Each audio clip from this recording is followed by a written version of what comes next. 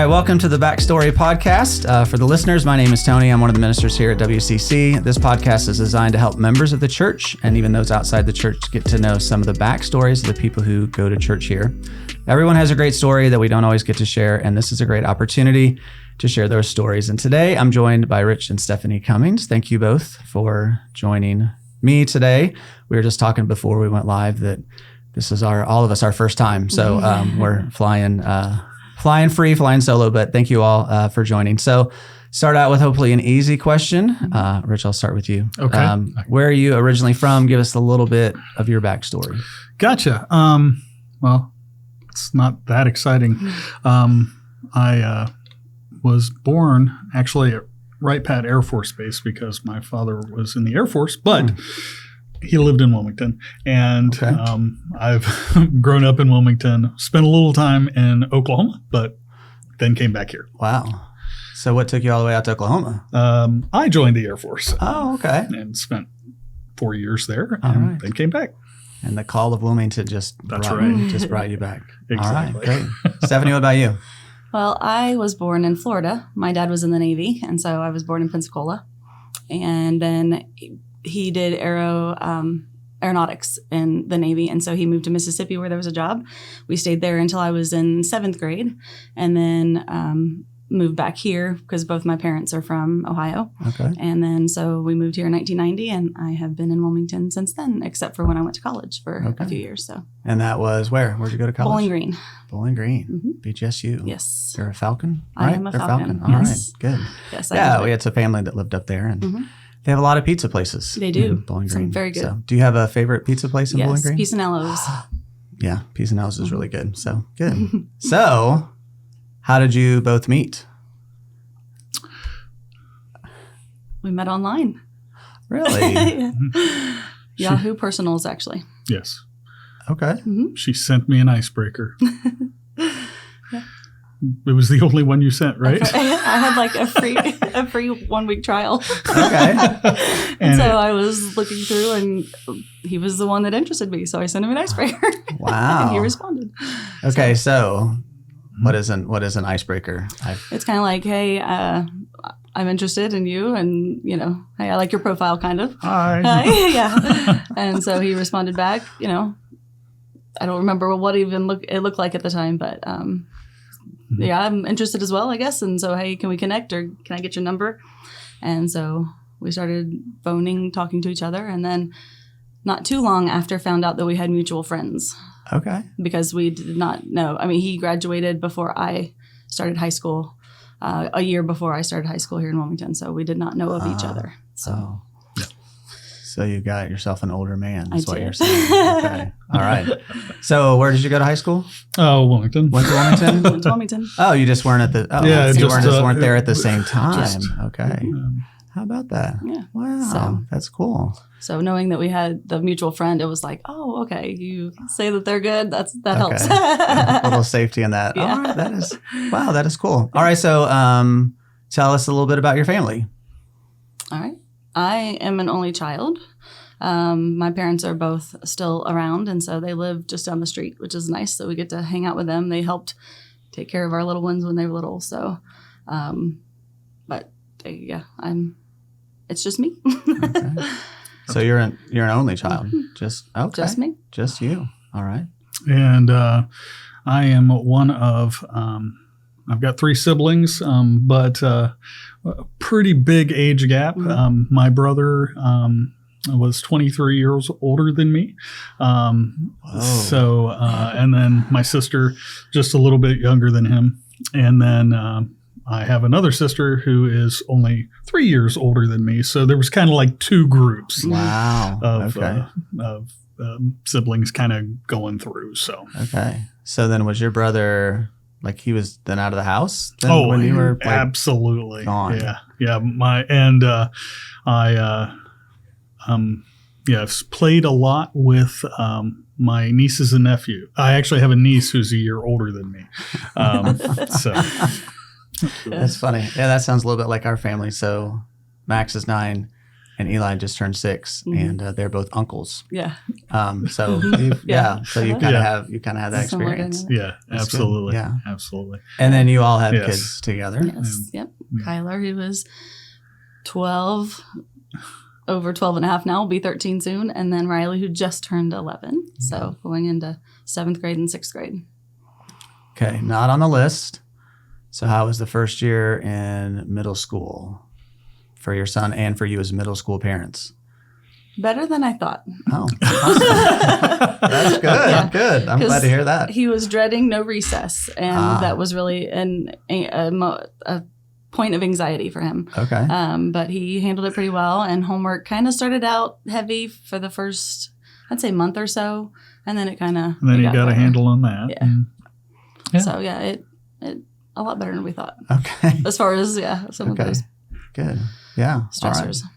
Yeah. Well, I mean, working with students, I love middle school years, but I think you talk to anybody and nobody's like, oh, I want to go back to junior high, Yeah. So you kind of navigate through that. And then your daughter will be, She'll be in 6th. yeah, she's coming in. So we'll have, Yeah. both of them. And Awesome. she'll be a different total beast, because with her in sports, she'll have to manage her time a little bit better with the homework. So we'll see how that goes. Okay. That's good. Good. All right. So let's switch gears a little bit. Got the family background, and that's interesting. I did not know that about your family. 23 years between you and a brother. That's a big gap. That's impressive. It's impressive. All right. Yeah. So how about from the spiritual side of things, how did you come into a relationship with Jesus? Gotcha. Bumpy. When I was young, we actually had a church right behind the house.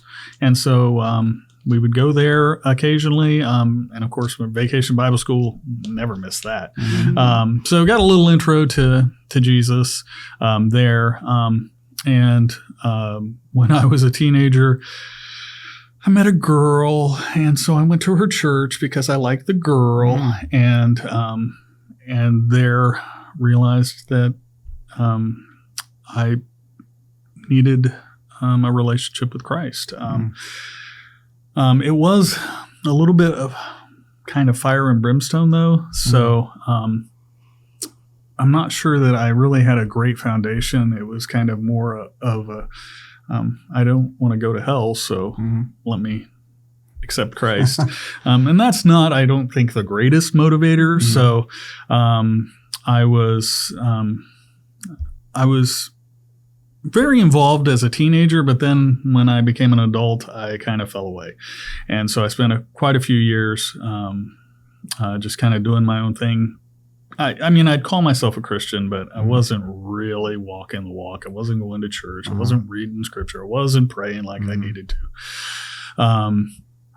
And then I started attending a church here in Wilmington. It was Crossroads Community Church, and that was where I just I just realized that Jesus loves me for who I am, and I don't have to do anything. I just have to accept the grace that He's given me. Yeah, and that was transforming. Wow. So, yeah.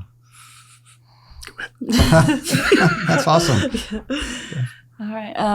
I also, my parents took me to church. I remember as a kid going to VBS. I remember, doing plays and being involved in a lot of worship songs and things like that. That was a big part of my childhood, is VBS and going to church, when we would visit my grandma, going to her church. So that was a big part of memories as a kid.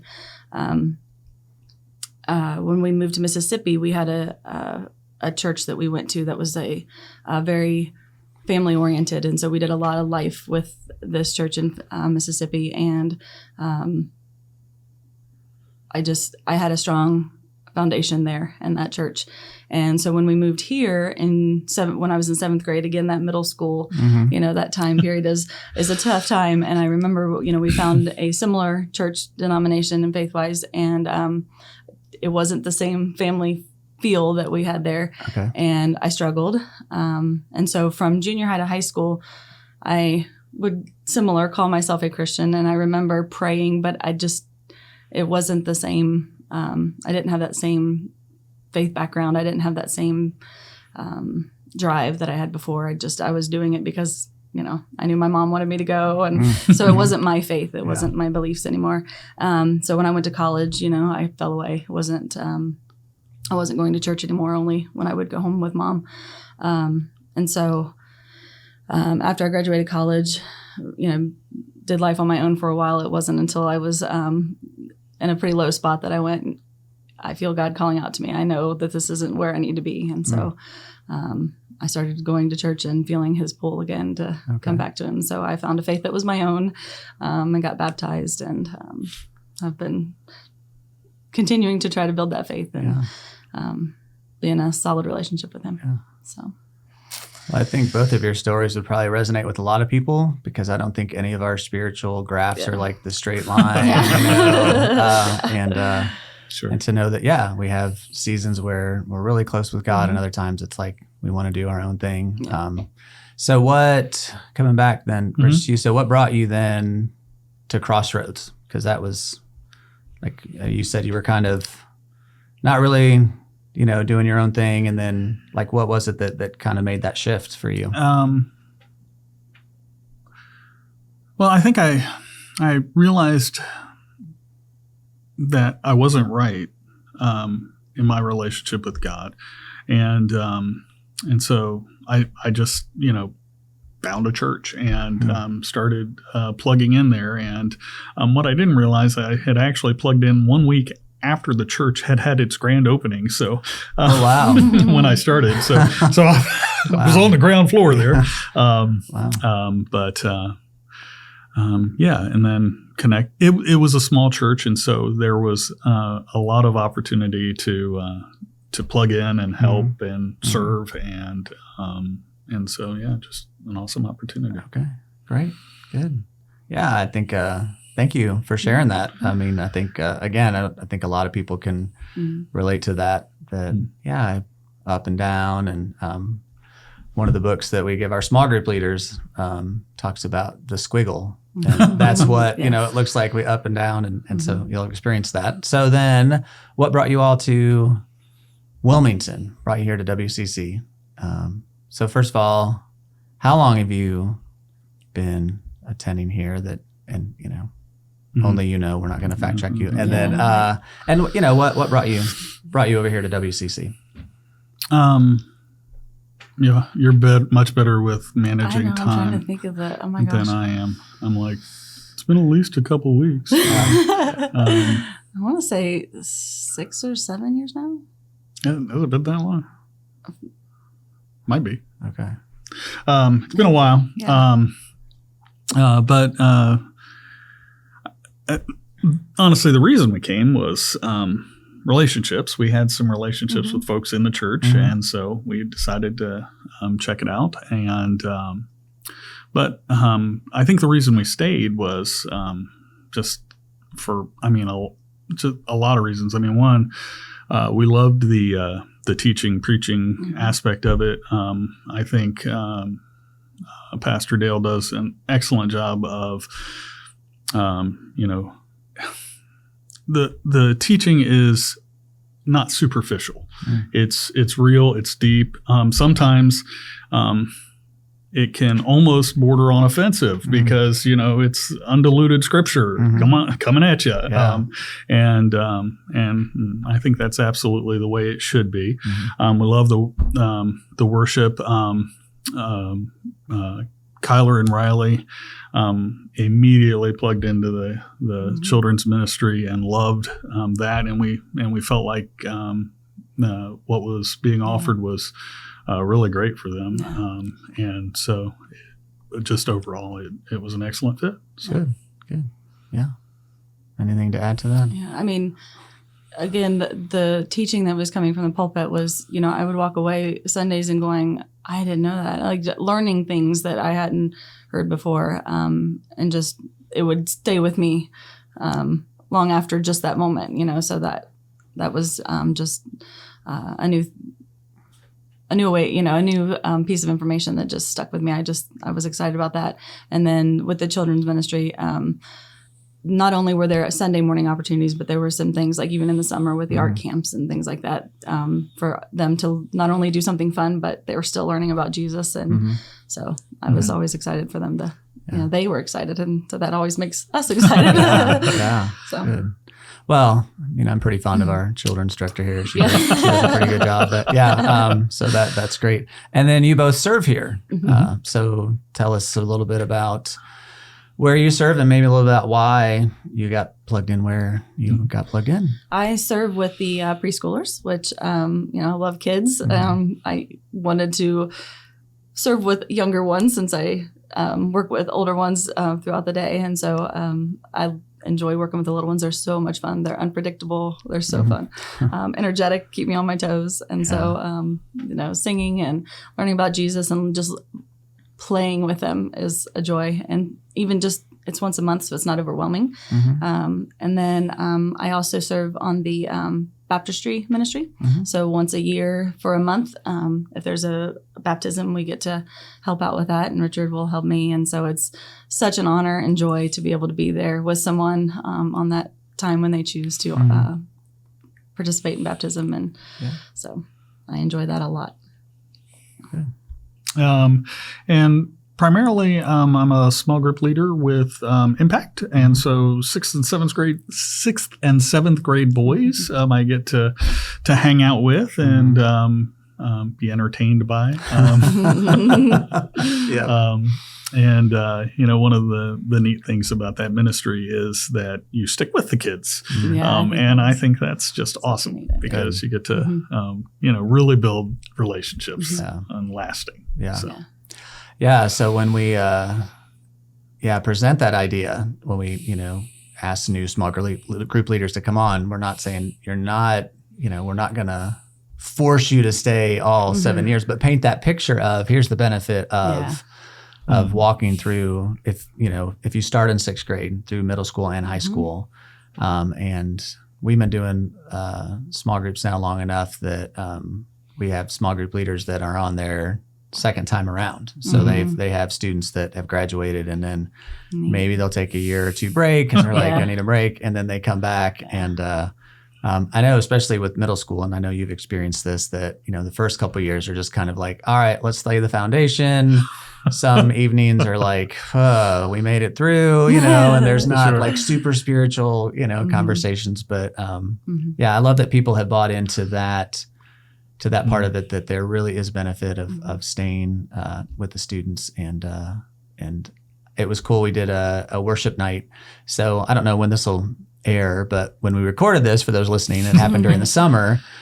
And so we do small groups during the school year, take a break during the summer just because summer's crazy, gives our leaders a break. And a lot of our kids, they want to continue with small groups, but then they're doing fair, they're going on vacation, they've got gymnastics, they're playing sports, they're doing all kinds of stuff. But we did a worship night, and it was cool because it's like, how many of y'all are excited about small groups starting? And all the kids are excited. And I know it's not because like we have a great program, it's they love their leaders and they can't wait to, be back in that environment and talk with their friends. And so thank you both, for how you serve, because that impacts, selfishly, that impacts me because you serve alongside us. And, my son's been in the preschool class and he loves Sunday mornings. I go down sometimes just to check in between services, and he'll see me and he's like, Dad, I don't want to get picked up yet. I'm like, I'm not picking you up. I'm just checking in. He's like, okay. And he goes back. So I love that about it. So I want to kind of bridge now, because you kind of referenced it in your job. So I'd love for you to, first of all, just kind of share what you do as a vocation. And then kind of the second thing is, how does your faith then play into what you do? Is it vocationally or professionally, or it's where you make the big bucks, So, you don't make huge money serving in preschool or being a small group leader, but so maybe share with us kind of what you do, your job, and then after that, just kind of how does your faith then inform how you do what you do? Okay, so I guess you get to start. Congratulations. I don't know how I'm going to answer that. Let's just start the first question. Just tell us, what you do, what your regular job is. So I getting ready to start my 24th year as an educator, and so I teach in Blanchester. I've been teaching my whole career in Blanchester, and I taught 20 years in 6th grade. And then this is my 4th year as a 5th grade teacher, mainly reading and writing. Okay. I have few years I've taught social studies, and my first year in 5th grade, they wanted me to do science as well. And that was interesting. I have not taught math. Okay. Well, not if they don't want. Yeah, math is not my thing. Not your not okay. Not my thing. Yeah. So how was it making that switch from 6th grade? I don't want not down, but just moving. Moving down. Yeah, moving from It middle was school into elementary. Very rough for Yeah. a number of reasons, because it was one, not expected, was not something I wanted to do. Okay. And it was during COVID, like the COVID year. Which everybody loved in education. Oh, sure. So not only, Good time. so I had to learn a whole new thing, and Oh, my goodness. doing it. Parents loved it. Somewhat, yeah. Teachers loved it. And then the whole middle school mindset to elementary mindset, totally different. So yeah, it was a whole new world. Wow, I bet. So Yeah.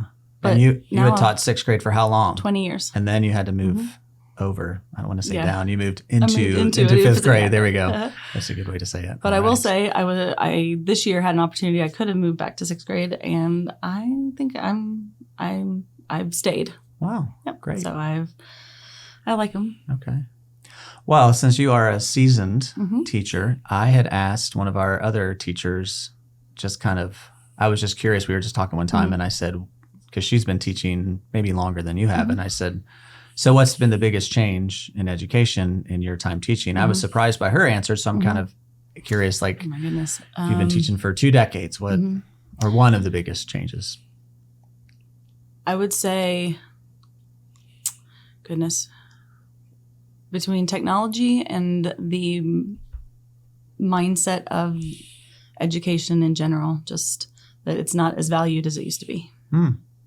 Okay. So technology is huge, because there were like no computers in the classroom when I first started, except for like maybe one. Oh, yeah. And now everybody has them. But even just, education is just not as important in a lot of families as it used to be. Okay. Yeah. I know. Yeah. When my big kids were in school, they didn't have netbooks, and if they needed to do research, you'd come home, but now, everybody gets a, You can find the encyclopedias. Yeah. Oh, no, that's too far away. Yeah. You say Dewey Decimal System, and they're like, I don't think I've met him. So, but interesting. All right. Rich, what about you? I am the director of quality management in the IT area for a trucking company. And basically, I manage kind of the controls and the testing that occurs when we make changes to, IT equipment, systems, and all that fun stuff. Okay. It's going to nod my head. I understand what you're talking about. All right. Good. And how long have you been doing that? 18 years. Oh, okay. All right. A little bit. Okay. Well, a little while. Doing something similar before that, or? Let's see. I've worked in technology for a very long time. Okay. But slightly different stuff. Okay. So what's the biggest change that you've seen? I mean, I know technology's always changing. Yeah. I had to watch the tutorial on how to turn on all this equipment because I'm not really well versed in all of that. Thank goodness. Technology, goodness. When I started, it was significantly different, much larger systems that, generated much heat. And Okay. now, Maybe a better question is it hard to keep up with the changes? Like, does technology change at such a rapid pace that you're? I think it absolutely is very challenging to stay up to date. And,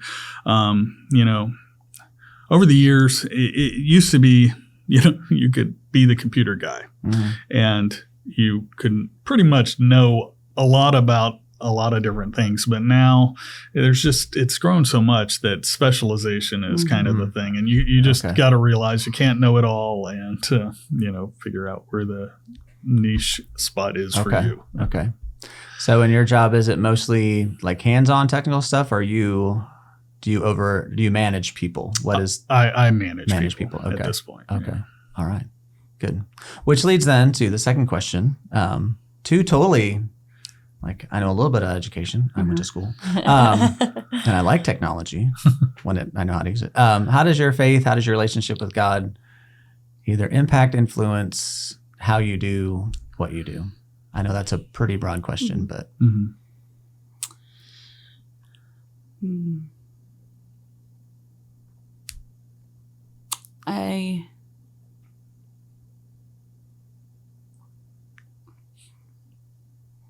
Do you want me to go Yes, first? if you don't mind. I'm trying to just. Okay. There a couple things. And one, there can be a lot of stress in a job, and just knowing that God's got your back is huge. No matter what happens, God's in control. God has this. I can pray to Him. He answers prayers, even work prayers. Okay. Oh yeah. So, I am definitely not above crying out to God in times of need. And then, there's certainly opportunities, when you're working with people just to talk to them one-on-one and when they're going through a struggle and, take the opportunities. Yeah. Oh, that's a great reminder, though. I think, especially, working primarily with students, that developmentally they compartmentalize, that this is my faith when I'm at church, when I'm at small group. And then when I'm at school, I'm a different person, whatever. And sometimes adults, we can be the same way.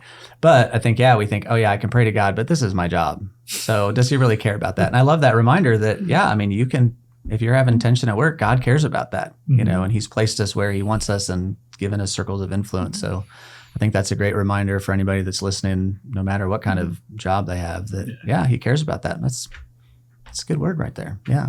And I guess maybe that's where I was struggling to think about it too, because, in the public setting, a public school setting, I'm supposed to make sure that I'm not influencing in that direction. But I am blessed that I have many coworkers who are similar faith backgrounds. So, we do, talk to each other and help each other out, pray for each other.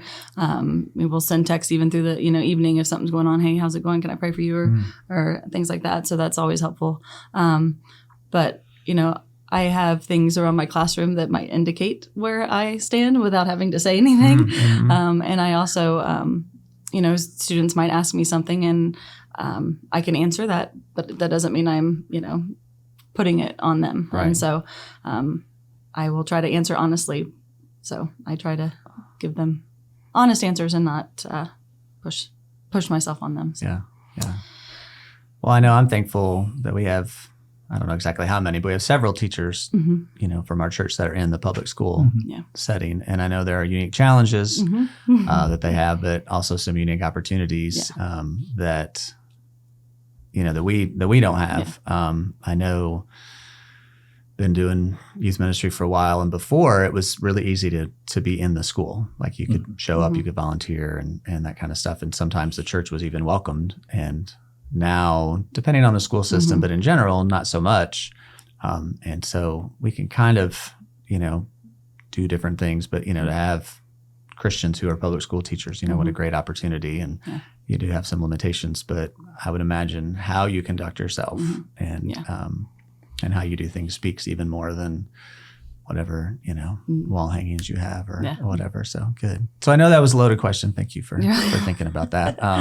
So I have one more question. So first of all, thank you both for being a part of this and navigating our first podcast together. I'm sure, it'll be, well received, but I appreciate both of you sharing about your story and about your family and all that kind of stuff. So one more question, and I think this will be interesting. If you could give our listeners a piece of advice or an encouraging word, what would it be for the thousands of people that are listening to? But anybody who tuned in, like if you just from your life experience, from your relationship with Jesus, what would be just piece of advice, encouraging word to kind of wrap this up?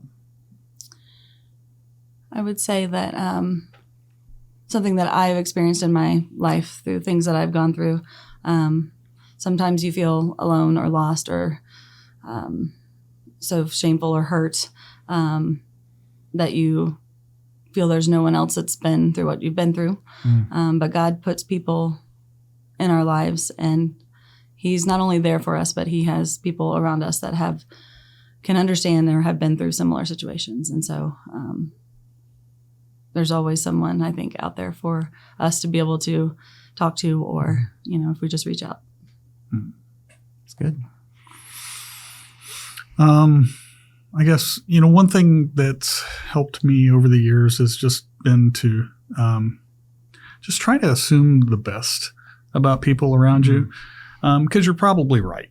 It's really easy to get, somebody ignored me or somebody said something curt, and and to just think the worst. They intentionally offended me. They did this, they did that. And the truth is, they probably weren't thinking about you much at all, and they probably had their own things going on. And they are made in the image of God. We're supposed to love them, and they probably love you too. They're just focused on something else right now. So. Oh, that's a great reminder. Yeah. So we should show grace to people. When you said that, it made me think if, we worry about what other people think about us, and I forget exactly what the quote is, but it said if we really knew how much people really thought about us, how disappointed we would be, because they really don't. That's great, giving that grace to others that, we're supposed to love each other. I love that reminder. We're made in the image of God, and God has put people around us that our journey is not totally unique to us. So thank you both for being a part of the Backstory podcast. For those who are listening, thank you all for listening. Thank you all for tuning in. Thank you for being a part of it. Thank you too for how you serve here at the church, and I look forward to seeing where God takes us in the future. So thank you guys very much. Thank you. Thank you.